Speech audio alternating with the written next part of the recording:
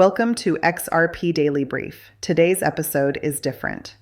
Because the connections forming between the US Treasury, the Trump administration, Ripple, XRP, the UK, Japan, and multiple global financial hubs are far too significant to ignore.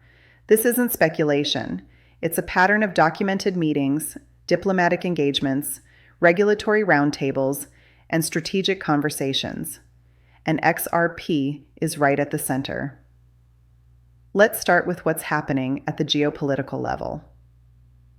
The US-UK Strategic Task Force, Ripple in the room.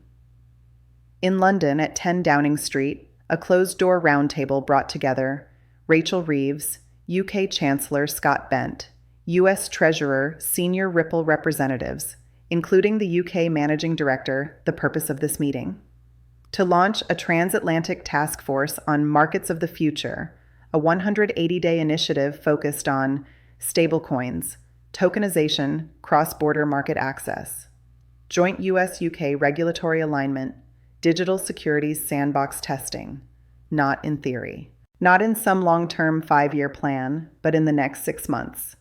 This is exactly the type of infrastructure Ripple has been building for over a decade.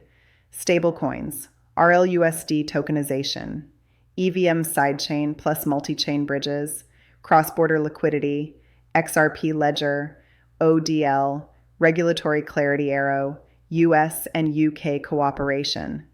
The outcome of the meeting: a formal agreement between the two largest financial hubs on Earth to harmonize policy for stablecoins, tokenized assets, and digital finance. And Ripple was not listening from the hallway. They were participating, helping shape the future policy architecture. Japan, SBI, Ripple, and the strategic asset conversation. Now shift to Japan. During an investor meeting, Yoshitaka Kitao, CEO of SBI Holdings, revealed that he personally discussed blockchain and crypto with Scott Bent, the US Treasurer, and that Ripple and XRP came up directly. SBI holds 9% of Ripple Labs, making them one of the largest stakeholders outside the founders. Key topics discussed: SBI's stake in Ripple's treasury strategy, XRP's role as a strategic asset in US-Japan cooperation, joint ventures between SBI, Ripple, and the US stablecoin development frameworks, liquidity solutions, and cross-border payments. This isn't light conversation. This is the kind of discussion nations have when planning new financial rails. Here's a scenario that fits the emerging pattern. If the US wanted to modernize domestic and global payments fast, in 6 to 12 months, they wouldn't build a new system from scratch. They would partner with a private company that already has global corridors, runs institutional-grade payment networks, has regulatory relationships worldwide, and already connects to thousands of financial institutions. That company is Ripple. Imagine Ripple offering a specialized version of their payment infrastructure, possibly even RippleNet, or a private XRP-based ledger, as an upgrade to FedNow or to complement US payment rails. If the US took a stake or received escrow-based allocations, it would not be unprecedented, it would be strategic. The White House Crypto Summit, Trump, Ripple, and reserve assets. Now let's return to Washington during a key White House Crypto Summit. Participants included Donald Trump US Treasury leadership, senior Republican policymakers, and Brad Garlinghouse, CEO of Ripple, alongside other major crypto figures. In that meeting, several topics were reportedly discussed: a strategic Bitcoin reserve, stablecoins to strengthen USD dominance, the role of XRP as one of the big four digital assets, whether certain cryptos should be considered government reserve assets, a national crypto regulatory framework, stablecoin legislation. After this summit, Trump signed an executive order establishing a strategic Bitcoin reserve, and Ripple/XRP were explicitly mentioned during these discussions. This means XRP is not being viewed only as a speculative token, but as a potential piece of infrastructure in national strategy. The G20 roadmap and global harmonization zoom out. Scott Bent has been outlining G20 priorities that include faster cross-border payments, CBDC design coordination, stablecoin regulation, digital asset frameworks, international financial stability. Why does this matter? Because the G20 roadmap describes, almost perfectly, what Ripple already built. Instant settlement, interoperable liquidity, compliance, friendly routing, cross-border value movement, institutional-grade tokenization tools. Ripple is already solving what the G20 calls top priorities for global modernization. Asia-Pacific diplomacy, quiet but powerful. In the last months, Bent has visited Malaysia, ASEAN Summit, China, trade talks, Japan, state visit, SBI meeting, South Korea, APEC forum. While the headlines say trade and diplomacy, these are the exact environments where digital asset cooperation is negotiated behind closed doors. It is extremely common for financial modernization topics to be embedded inside broader economic discussions. Ripple's footprint is already strong in all these regions. France and the Bank of France. CBDC trials using Ripple tech. Let's go to Europe. The Bank of France has run wholesale CBDC experiments since 2020. Public documents show that Ripple's private ledger has been tested as a candidate for wholesale CBDC settlement, digital Euro-style infrastructure, cross-border securities transactions. Ripple's technology was referenced as secure, efficient, suitable for central bank use. Ripple's president, Monica Long, has spoken at Paris Blockchain Week alongside European policymakers, reinforcing Ripple's embedded position in EU regulatory conversations. Europe is quietly testing exactly the kind of tech Ripple has mastered. UAE, a $400 billion cross-border corridor opening to Ripple. In the UAE, Ripple has been active for years. Key developments include approvals with the Dubai Financial Services Authority integration paths within the DIFC, access to a $400 billion cross-border payments corridor, meetings with senior UAE officials, discussions on national digital payments ecosystems, XRPL-based service expansion. The UAE is one of the fastest-moving countries in the world when it comes to digital finance, and Ripple is in the inner circle. Singapore, Ripple's APAC stronghold. Singapore is not just a regional office, it's Ripple's Asia-Pacific headquarters. Ripple holds a major payment institution, MPI license, from the Monetary Authority of Singapore, granting them legal permission to offer digital payment token services at scale. Garlinghouse and Ripple executives consistently appear at Token 2049 Singapore FinTech events, MAS roundtables, institutional panels. Ripple is deeply embedded in Singapore's regulatory and financial ecosystem, a hub for Asia and global digital finance. The big picture: why XRP keeps appearing in the highest rooms. Let's summarize the pillars of this global pattern. US-UK Task Force Ripple is at the table during the creation of a unified framework for stablecoins, tokenization, and cross-market access. US-Japan strategic discussions. XRP is mentioned as a strategic asset during talks between US and Japanese financial leaders. White House meetings. Ripple's CEO meets Trump and Treasury officials to discuss reserve assets, stablecoin policy, and crypto strategy. G20/global coordination. Ripple's core solutions align directly with G20 modernization priorities. Europe, Bank of France, trials. Ripple's private ledger tested for wholesale CBDC functions. UAE and Singapore. Ripple is fully integrated into regulatory and institutional discussions in two of the most advanced global hubs. SBI's global influence. SBI is a 9% Ripple stakeholder and is coordinating strategy with U.S. Treasury officials. These are not random coincidences. These are structural alignments involving governments, regulators, and major financial institutions. Ask yourself, why is Ripple present in every single room where the future of money is being discussed?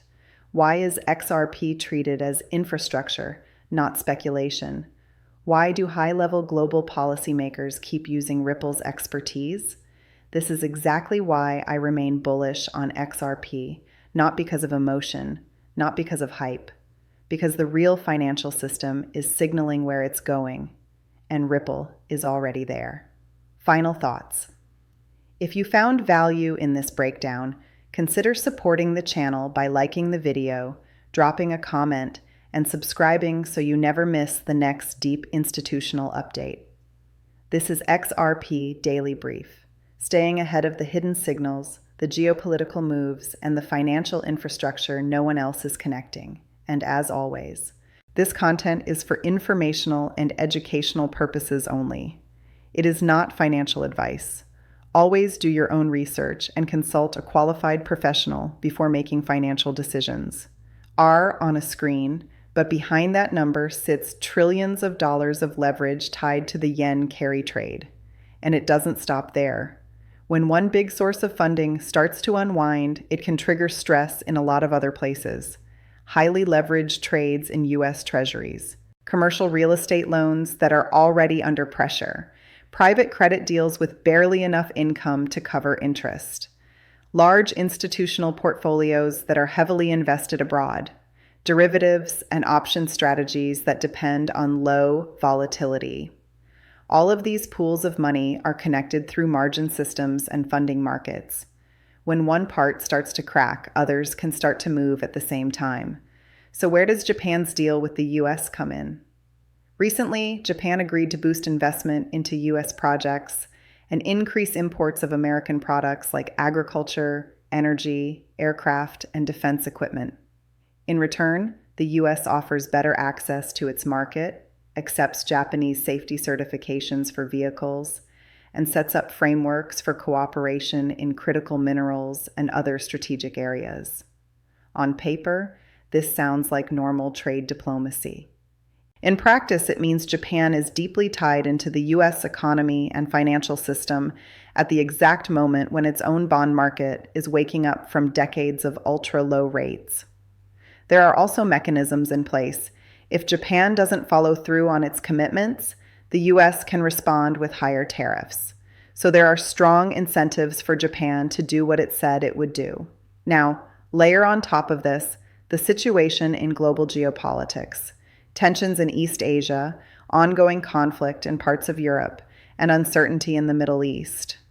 Any major shock to energy markets, especially oil, could force central banks, including the Bank of Japan, to react quickly with rate hikes. That would put even more pressure on leveraged trades that have been comfortable for years. And all of this brings us to digital assets, Ripple and XRP. Japan has been one of the most crypto-forward major economies. Ripple's technology is already being used in Japan for cross-border and domestic payment flows, especially through partnerships with major financial groups. The idea is simple. When you have volatility in traditional funding markets and stress in old payment rails, you need faster, more efficient settlement technology. That's exactly the role Ripple is trying to play. And XRP is the native asset that can provide on-demand liquidity across borders. Some analysts believe that as the yen carry trade unwinds and volatility rises, the world will need new rails to move value quickly and safely. They argue that XRP is being positioned as one of those rails. Over the last year, we've seen a wave of developments. XRP futures products launched, giving institutions a way to hedge and gain exposure. The first XRP-based ETFs and ETNs have appeared in different markets, including leveraged products going long and short XRP. Major regions like the EU and the UK are pushing forward with clearer rules for stablecoins and digital assets. Central banks are exploring digital currencies, and payment standards like ISO 2022 are being adopted globally to modernize messaging and settlement. The theory goes like this. Before a big shift in the system, you want the plumbing in place. Futures, ETFs, regulations, stablecoins, and interoperability standards. Once that infrastructure is ready, a major macro shock, like a bond market crisis or an energy spike, could accelerate the transition from old rails to new ones. No one can say exactly when or how fast that would happen, but you can see the pieces lining up. At the same time, inside the United States, there is a growing movement at the state level. Some states are experimenting with allowing agencies to accept certain digital assets, issuing or considering bonds linked to crypto, writing clearer licensing rules for digital asset companies. It often starts with Bitcoin because it's the first and best known asset. But over time, once the door is open, attention naturally moves to other major networks: Ethereum, XRP, and a handful of large established projects. As more voters own crypto, politicians can't ignore it. Digital assets become part of the conversation about jobs, innovation, taxes, and the future of finance. So we have a global picture forming. Japan's bond yields and carry trade are under pressure. Huge leverage structures around the world are connected to that trade deals tie. Japan and the US even closer together. Digital asset infrastructure, including XRP futures and ETFs, is being built out. States and countries are positioning themselves to attract crypto business payment standards like ISO 2022, and next generation rails are rolling out. The big question is, when the old system comes under enough stress, what do we transition to? Which technologies and assets are ready to step in? That's where XRP could play a central role. If institutions need to move value across borders quickly, with less friction and in a standardized way, a token like XRP, combined with Ripple's software, can sit right in the middle of that flow. Now, none of this means the price of XRP will only go up in a straight line. Crypto is extremely volatile. When there's fear in the market, everything can drop hard, even assets with strong long-term narratives. That's why mindset matters. Many new investors panic when their coins drop 30, 40, or 50%. They buy high, sell low, and repeat the cycle. I've made mistakes like that too in the past. Over time, you learn that if you truly believe in a thesis and you've sized your position responsibly, the most powerful tools are patience, dollar cost averaging, and a plan for when you will actually take profits or reduce risk. Big investors often think differently. They sometimes hope for a big dip so they can accumulate more of an asset they already like at a better price.